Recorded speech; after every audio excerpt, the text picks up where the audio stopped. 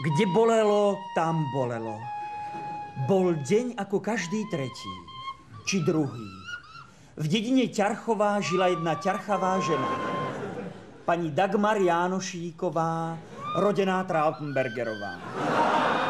Zavše sa dávala pri okne i sa pozerala na mesiac i takto si zavzdychala si.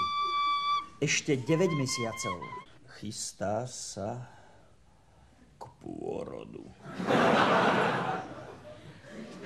A kdeže sa chystá k pôrodu, meno moje? Kdeže? Kdeže by sa chystalo? No predsa tam. Kto si stene za stenou, za tým oným. A ktože to tam stenie za tým oným tam? Ktože to tam stenie? No už, ktože by to asi bol? Kto? Áno, veďže pozri, nazri. Aha, pani Dagmar, pozri, čo žien je pri nej. Aha, už je to. Dokonca už aj prichádza on, nášho srdca šampión, náš Juraj. Náš Jiří.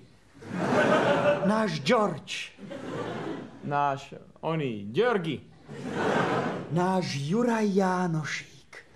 Už je tu.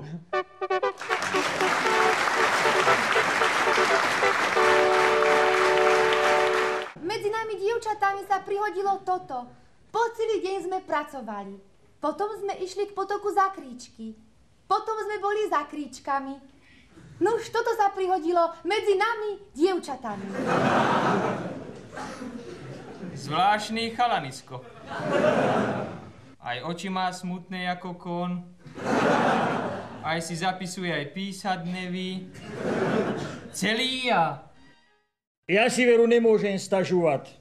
Aj dneska celé do obedy som sa vyvaluval. Na dereši. Nuž čo? Ležať sa tam neleží zle. Ale ty reči okolo toho, že aby som vyzradel, ako sa mám. Reku na milu kedveš. Hned ma byli, že hovorím po nemecky. A vyzlikli ma do hola, tak. Choď!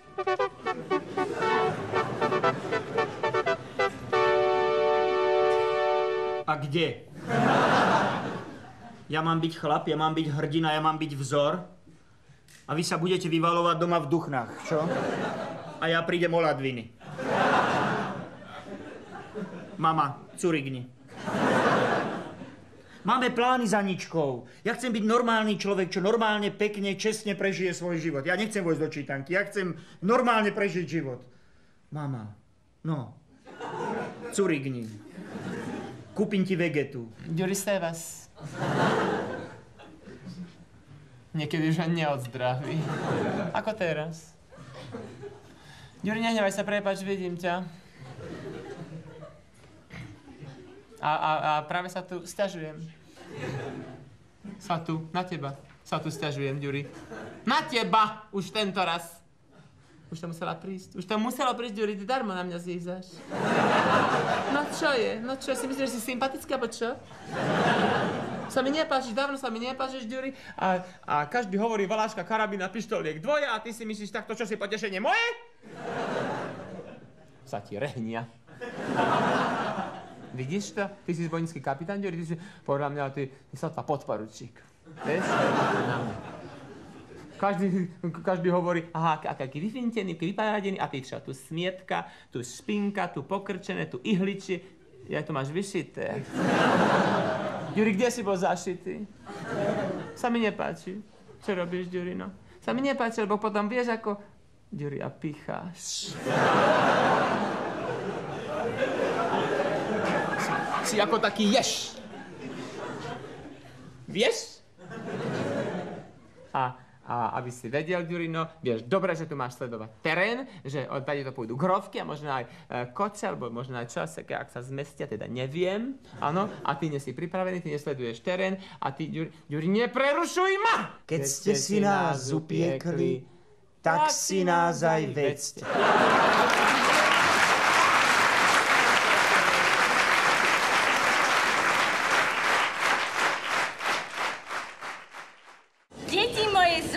Len či nám babička ešte tento rok vydrží. Mamička, priznajte sa, Bokom okolky. Koľkokrát vám Kukulienka zakúkala jarnú reskú nôtu? Áno, babi, a ja si myslím, však aj ocino hovorí, ty raz skončíš svoju kariéru na doskách, áno? Teba nakoniec dáme medzi dosky, ktoré znamenajú svet.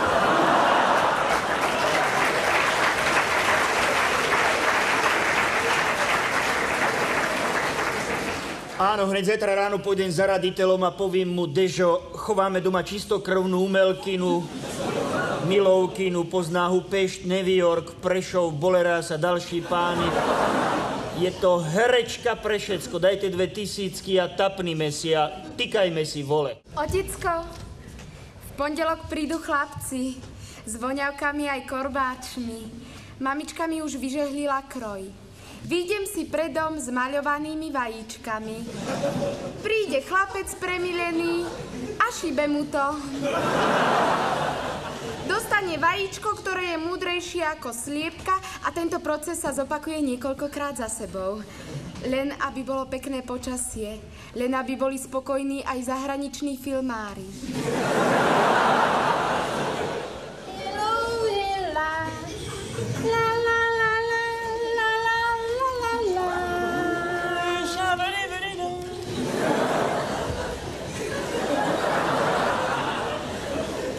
Čo, synček? Raditeľe volade z môjho príchodu vyvalení jak tágo, čo? Nesmrkajte hore hlavy, vaša doli ide na desky. Idem robiť veľkú kariéru.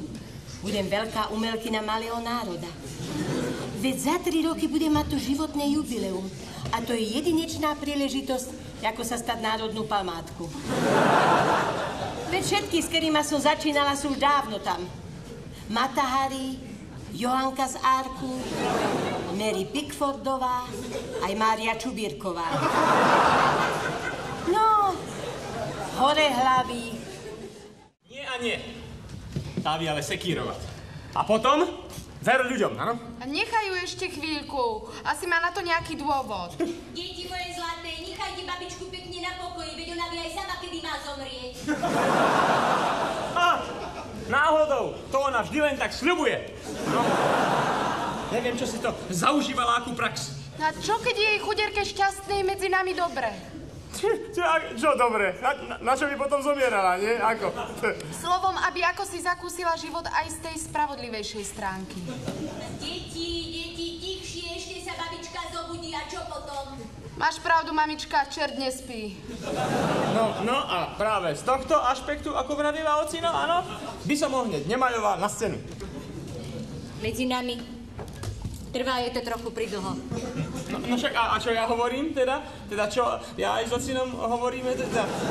Teda čo aj hovorí? Teda čo ja hovorím, keď tu nie je ocino? Keby aspoň zomrela v ústave. Tam by z toho mali udalosť, áno? Ale my tu iba starosti. Sprepadená robota. A ešte na 7. poschodí, áno? Ahoj, oci. Oci.